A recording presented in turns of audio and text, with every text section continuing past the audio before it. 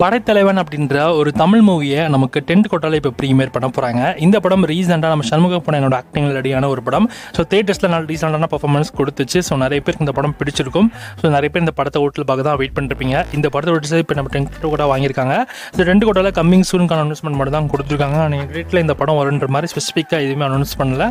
So maximum next வீக்கெண்டுக்குள்ளே இந்த படத்தை நீங்கள் டென்ட் கொட்டால எதிர்பார்த்துடலாம். ஆனால் இந்த படத்தில் தான் நம்ம கேப்டன் விஜயகாந்த் ஒரு ஏஐ மூலமாக வரப்போகிறாரு. ஸோ அது மட்டும் இல்லாமல் அந்த சீன்மே வந்து நல்லா இருந்தது அப்படின்ற மாதிரி தான் சொல்கிறாங்க. பார்க்கலாம் படம் எப்படி இருக்குன்னு.